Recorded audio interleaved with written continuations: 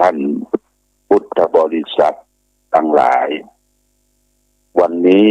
รายการธรรมะประทีปส่องต่าง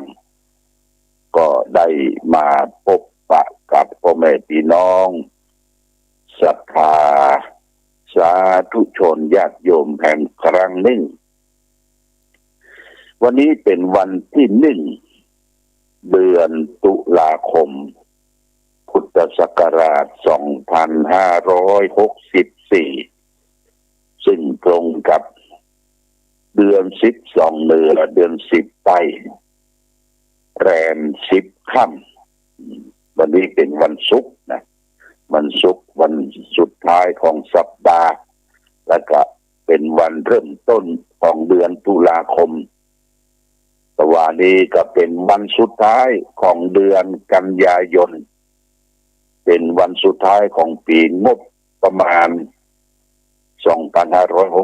2564 และก็เป็นวันสุดท้ายของการเกษียณอายุของราชการที่ทำการทำงานมาจนเกษียณอายุเป็นครูบาอาจารย์เป็นตำรวจเป็นทหารเป็นข้าราชการพลเรือนต้องเข้าไปสู่เส้นทางใหม่สำหรับผู้สูงวัยผู้มีอายุไขได้60 ปีก็จะได้พักผ่อนในการจากกรรมทำงานบางท่านบางคนก็มีงานอื่นรองรับดูแลที่อยู่ที่อาศัยดูแลที่ให้ที่นาดูแลกิจการงานของตนเองบางท่านก็ต้องไปดูแลลูกหลานดูแลลูกหลานบางท่านก็ว่าโอ้จะได้มีโอกาสได้ไปประพฤติปฏิบัติธรรมเข้าวัดเข้าวาจำศีลกินต่าง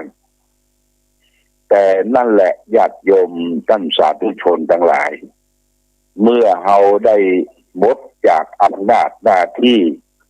หมดจากการที่เราได้ปกครองดูแลลูกน้องต้องตายก่อนไปที่ไหนเนี่ยมันปยหลังโดยโก้นเขาลุ่มนะมีการตะเบะมีการเคารพนอบน้อมมีการเข้ามาต้อนรับขับสู้เวลาได้ปะได้พบในช่วงเราได้หมดหน้าที่อำนาจไปทุกสิ่งทุกอย่างก็จะต้องเปลี่ยนไปนะการเปลี่ยนไปนั่นเป็นการกระทำกฎเกณฑ์ของโลกกระทำที่เราได้ทำอยู่แต่เราต้องทำใจญาติโยมนะต้องทำใจเตรียมตัวต้อนรับกับสิ่งที่จะเกิดขึ้นมากับใหม่ๆเราจะเนี่ยอย่างไรบ่ฮือมันง่อมบ่ฮือมันเหงาบ่ฮือมันเซ็งต่อชีวิตของเขานะชีวิตของเขาในบางปลายชีวิตเนี่ยต้องทำใจสิ่งสำคัญนั้นญาติโยมต้องเอาธรรมะคำสอนของพระศาสนาโดยเฉพาะอย่างยิ่งพุทธศาสนานะมาเป็นเครื่องดำเนินชีวิตนะเครื่องดำเนินชีวิตและสิ่งที่จำเป็นที่เราจะต้องรู้และเข้าใจคือโลกธรรมเนี่ยญาติโยมโลกธรรมนะมันมี8อย่างนี่ก็คือสิ่งที่เราได้4สิ่งที่เสีย4สิ่งที่เราได้นั้นก็คือมีลาภมียศมีสรรเสริญมีสุขอันนี้เราได้มาเนี่ยในช่วงที่เราได้ทำการทำงานดำรงตำแหน่งหน้าที่มีลาภมียศมีสรรเสริญมีสุขพึงพออกพอใจและเขาก็ต้องคิดต่อไปว่าสิ่งที่เขาจะต้องเสียละเสียมลาภเสียมยศนินทาทุกข์เนี่ยญาติโยมมันเป็นของคู่กันนะเสียมราภเสียมยศนินทาทุกข์เป็นของคู่กันจะต้องทำใจอยู่ตรงกลางนะญาติโยมนะทำใจอยู่ตรงกลางเมื่อได้มาก็มาได้ให้มันเพลิดเพลินเจริญใจมากเป็นกิเลสที่พอกพูนอยู่ในจิตในใจเขามากจนเกินไปเมื่อเขาสูญเสีย เสี่ยงไปสิ้นไปเสียมลาบเสียงยศนินทาทุกก็บัดตกผวังค์ทำให้จิตใจเขาต้องเสียไปญาติโยมนะมันเป็นเรื่องของธรรมดาทุกสิ่งทุกอย่างมีได้มีเสียเป็นธรรมดาเกิดขึ้นตั้งอยู่และดับไปยศถาบรรดาศักดิ์ที่เปิ้นสวมมือเฮาเปิ้นแต่งตั้งเฮาหรือในตำแหน่งหน้าที่เฮาสักวันหนึ่งเขาก็ต้องเตรียมตัวเตรียมใจไว้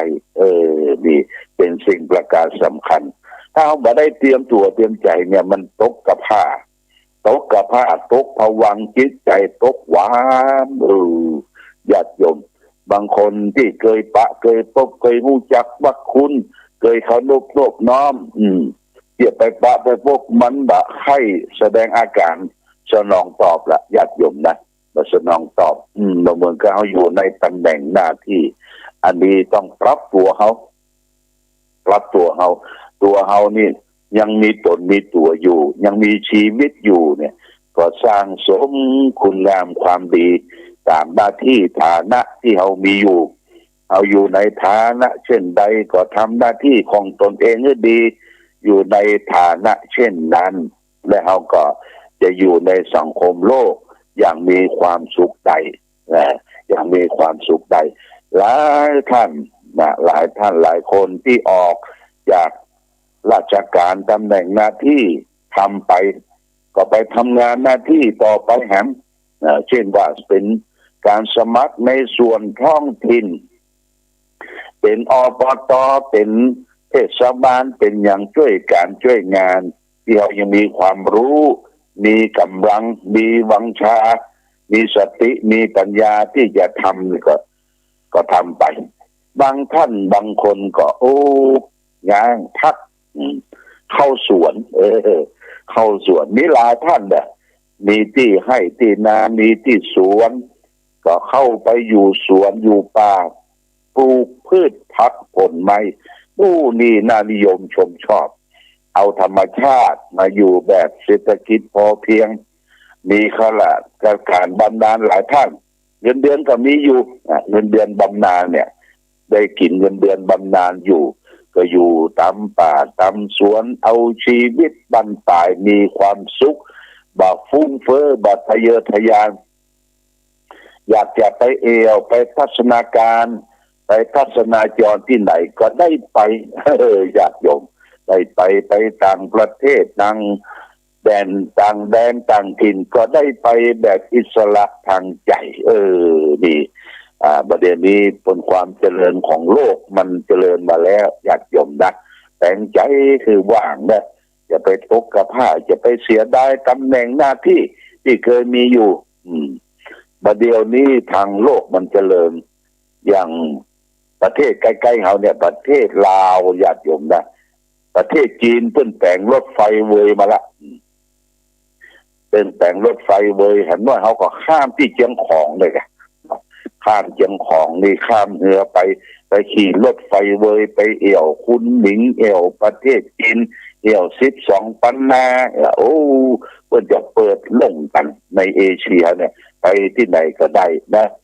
นี่ก็ขอบคุณอนุโมทนากับข้าราชการ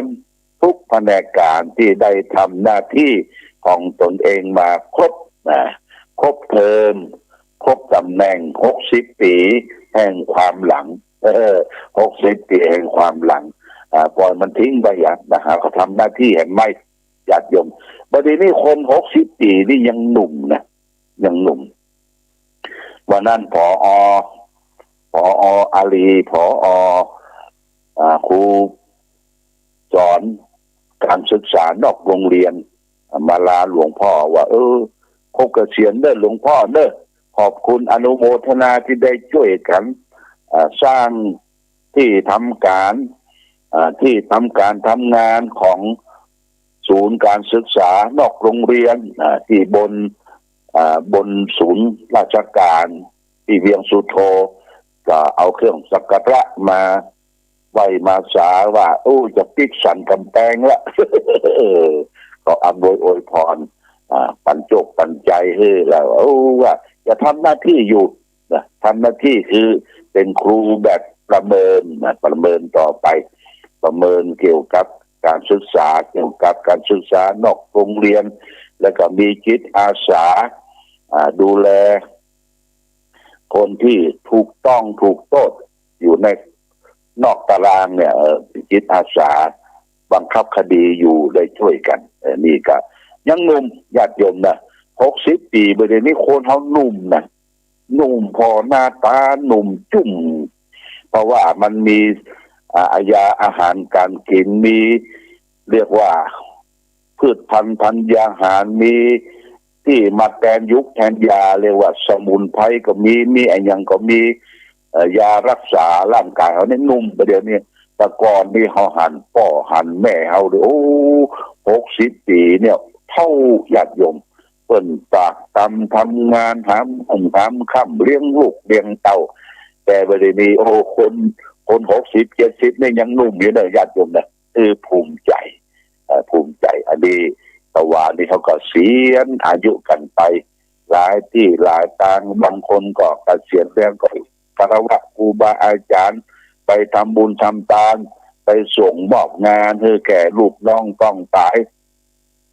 แล้วก็มีการเลี้ยงส่งกันโดยอวยพรซึ่งกันและกันคนที่มีหน้าที่ที่จะทำงานก็ทำงานกันต่อไปแต่เราการสร้างคุณงามความดีของเราเนี่ยมันมีการเกษียณเนี่ยญาติโยมทำไปเถอะคุณงามความดีเกิดมาทั้งทีพยายามทำดีให้มันได้จะตายทั้งทีให้ได้ฝากเดียวไว้การทำคุณงามความดีนึ่งโดยการเสียสละโดยการช่วยเหลือเฟื้อฟ้าอนุเคราะห์สงเคราะห์ซึ่งกันและกันนี่สังคมมนุษย์ที่อยู่ร่วมกันคือมีความช่วยเหลือซึ่งกันและกันความดีประการที่สองคือการรักษาตัวเก่าเนี่ยสำคัญนะรักษาตัวเก่าจะไปนั้นมันผู้ย้ำนักจะไปซ้ำตัวเองการซ้ำตัวเองก็คือหมายว่าทำลายตัวเก่าเอาเหล้าเอายาเอาอย่างมากินจนซึ้งญาติโยมจนลิซึมจนซึ้งนอนไปสเปะสปะไปเลยเนี่ยทำลายตัวเองตัวเก่าเนี่ยความดีประการที่สามคือสร้างพลังใจพลังจิตที่เกิดขึ้นกับตัวเองนี่พลังจิตพลังใจนี่สำคัญคนเฮาจะแย่อย่างเขาต้องมีพลังอยู่ในจิตใจเฮาเนี่ยพลังหนึ่งคือมีศรัทธาสองคือมีศีลสามคือมีจาคะสามคือมีหิริความละอาแก่ใจสี่คือมีโอตตัปปะความเก่งกลัวห้าคือมีปัญญาเนี่ยพลังห้าเนี่ยคือพลังของความสุดยอดของความเป็นมนุษย์ของเขาและท่านทั้งหลายนะวันนี้ก็ฝากหลักธรรมวันนี้วันที่1ด้วยญาติโยมนะวันที่1 ตุลาคมเดือนกันยาผ่านพ้นไปนะพอย่างเข้าวันที่1เนี่ยญาติโยม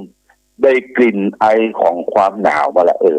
ได้กลิ่นไอของความหนาวหลวงพ่อได้มาพักผ่อนที่บนวัดพระธาตุศรีมหาโพธิ์ตะโพธารามตะวานี่นะลุกลับสบายญาติโยมเย็นสบายได้กินไอของความหนาวเข้ามากลางเดือนตุลานี่ก็จะหนาวละญาติโยมกลางเดือนตุลานี่ก็จะหนาวแล้วก็เขายังมีการทำบุญใหญ่อยู่2 ครั้งเลยญาติโยมการทำบุญใหญ่2 ครั้งก็คือที่วัดพระบาทอุดมน้ำบ่อสวานี่เพิ่งจะทอดกฐินในวันอาทิตย์ที่7 เดือนพฤศจิกายนกฐินปีนี้ก็ได้รับความเมตตาจากคณะลูกหลานของแม่บุญเอื้อสุภาแสงแม่เอื้อสุภาแสงก็คือคุณธานินสุภาแสงคุณพงษ์ธาดาสุภาแสงแล้วก็ลูกหลานทุกคนได้มาเป็นเขาเจ้าภาพร่วมกับญาติโยมเป็นกฐิน999 กล่องเนี่ยกล่องละ 1,000 บาทเอาก็เกาะกลุ่มรวมร้ายช่วยกันคนละไม้ละมือเพราะว่าต่างวัดพระบาทอุดมนี่เปิ้นคือสร้างบูรณะปฏิสังขรณ์พระธาตุหรือเจดีย์องค์เก่าเนี่ยญาติโยมนะตอนนี้ก็ได้เกิงละทำกันถึงวันทั้ง ฆราวาสญาติโยมพระภิกษุสงฆ์สามเณรก็ช่วยเป็นแรงงานนี่เขาจะบูรณะพระธาตุนี่ก็ประมาณสักปีปลายคงจะเสร็จและกฐินแห่งกองนึ่งก็คือจะต่อที่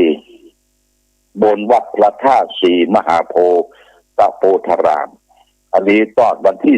17เดือนพฤศจิกายนพุทธศักราช2564